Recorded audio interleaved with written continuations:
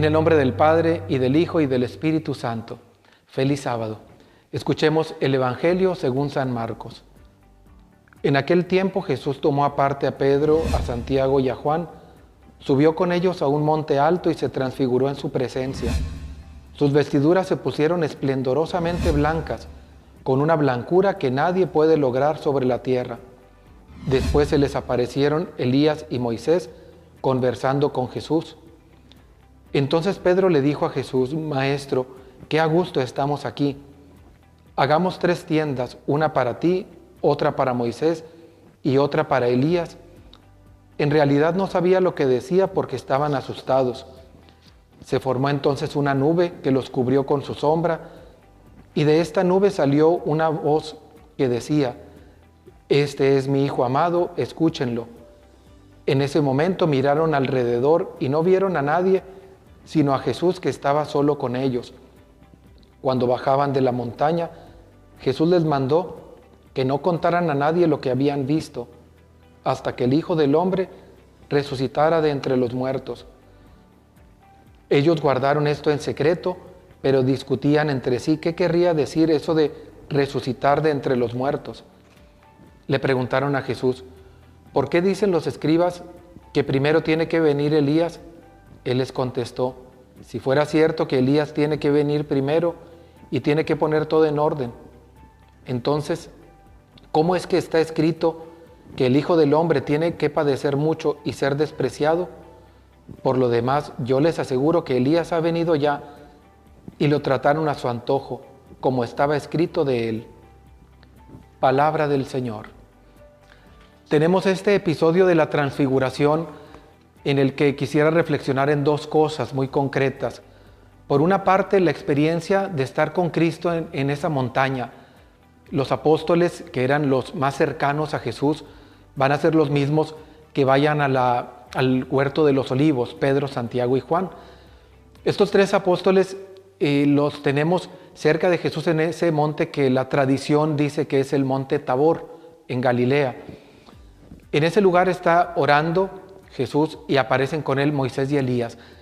¿Qué significa esto? Los estudiosos han dicho que significa que Jesús es la plenitud de la ley, representada por Moisés, y de los profetas, representada por Elías. Y bueno, Jesús es el centro de toda esta historia, de toda nuestra historia. Y bueno, el primer punto es ver que Pedro, Santiago y Juan quieren seguir en esa experiencia tan bonita de estar ahí arriba, de estar en la montaña.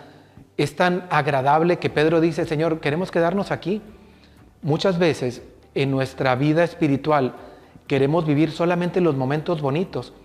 Cuando acabo de vivir un retiro, ese momento tan alegre, esa experiencia fuerte de la vida con Cristo, de esa experiencia de sentir la presencia de Dios, muchas veces que hasta nos llevaron a llorar, a las lágrimas, porque sentimos la presencia de Dios. Y quisiéramos vivir permanentemente en esa sensación agradable, cuando el Señor quiere que vivamos, sí, esos momentos bonitos, cuando viviste ese retiro y que quizás hasta se te salieron las lágrimas, una hora santa, una oración. Bueno, sí, pero también hay otros momentos. Jesús quiso que bajaran de ahí, del monte Tabor, para continuar, porque iba a padecer en la cruz. Es decir, también hay que vivir los momentos difíciles. Cuando estás en tu grupo viviendo todo muy en paz, quizá dices: pues qué padre, tenemos la experiencia de Dios.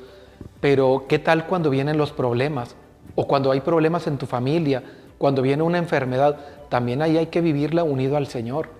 Esto por una parte. Y por otra, el encuentro con Dios en la montaña, para mí siempre ha significado o es como un signo de nuestra experiencia del encuentro con Dios en la misa.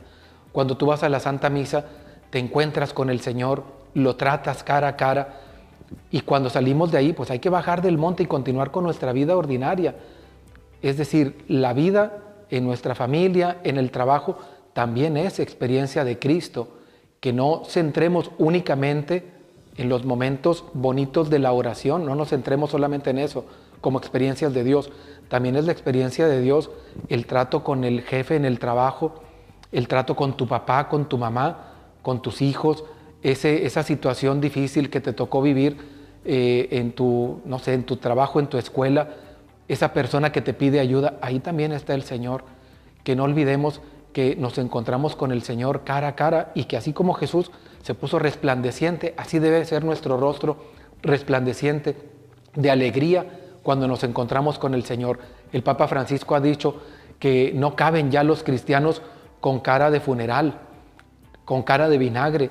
Es decir, el encuentro con Cristo nos tiene que llevar a sonreír, a ser felices y a demostrar esta alegría también a quienes vamos encontrando.